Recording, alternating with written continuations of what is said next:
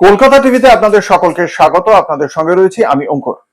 রাম মন্দিরে যে অনুদান, সেই অনুদানকে কেন্দ্র করে বিপুল একটা বিতর্ক শুরু হয়েছিল গত কয়েক মাস ধরেই গোটা দেশে।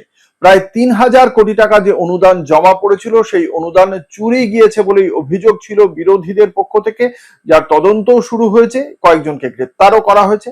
এবার সেই অনুদানের পাশাপাশি রাম মন্দিরের নির্মাণকে কেন্দ্র করেও একটা বড় রকমের অভিযোগ জমা পড়লো এবং যে ভাইরাল একটি চিঠি জমা পড়েছে হয়েছে নেট দুনিয়ায়। সেই চিঠিতে চম্পত রায়, যিনি রাম মন্দিরের যে ট্রাস্টির, তিনি ট্রাস্টি থেকে, বোর্ড থেকে যিনি পদত্যাগ করেছেন, সেই চম্পত রায় তারই লেখা এই চিঠি বলে অভিযোগ। সেই ভাইরাল চিঠিটিতে দেখতে পাওয়া যাচ্ছে চম্পত রায় অভিযোগ করছেন রাম মন্দিরের নির্মাণের দায়িত্বে ছিলেন নৃপেন্দ্র মিশ্র।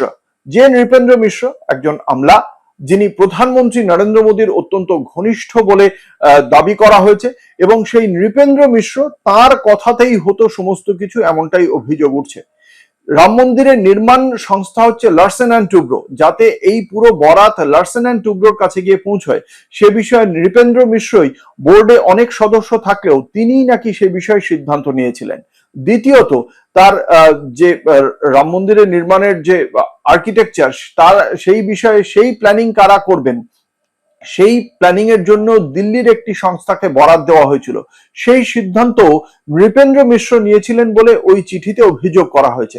যদিও প্রধানমন্ত্রীর ঘনিষ্ঠ এই সচিব তার বিরুদ্ধে ওঠা যাবতীয় অভিযোগ তিনি নস্যাৎ করেছেন। অভিযোগ খারিজ করে দিয়ে তিনি বলেছেন, এই সমস্ত অভিযোগ সংবাদ মাধ্যমের বানানো, এমন কোনো ঘটনা ঘটেনি।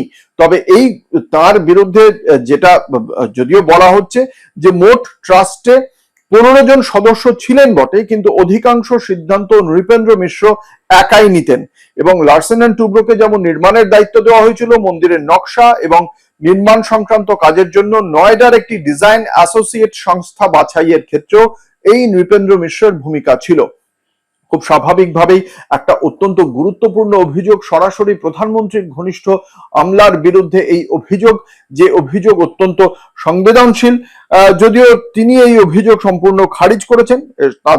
তার বক্তব্য যে অযোধ্যার রাম মন্দিরে যে নির্মাণ কাজ, সেখানে তিনি আলাদা করে কোনো একনায়ক তন্ত্র কোনোভাবেই চালাননি। এখানে সবার মাধ্যমে, আলোচনার মাধ্যমে সিদ্ধান্তে উপনীত হওয়া গিয়েছে যে কে কোন বরাত পাবে, কে কোন কাজের বরাত পাবে। সেখানে তার যে একক ভূমিকা ছিল বা তিনি একনায়ক তন্ত্র চালিয়েছিলেন সেই বোর্ডের মধ্যে, সেই যে অভিযোগ, সেই অভিযোগকে খারিজ করে দিয়েছেন। শেষ পর্যন্ত দেখা যাক যে এই যে অভিযোগ উঠেছে, সেই অভিযোগ থেকে কিভাবে বেরিয়ে আসেন নৃপেন্দ্র মিশ্র, বা বিরোধীরাই বা এই অভিযোগটিকে কেন্দ্র করে কেন্দ্রীয় সরকারে থাকা কেন্দ্রের শাসক দল ভারতীয় জনতা পার্টিকে কিভাবে চাপ বিস্তার করে, সেদিকে অবশ্যই নজর থাকবে। দেখতে থাকুন কলকাতা টিভি, রাত দিন 7 দিন।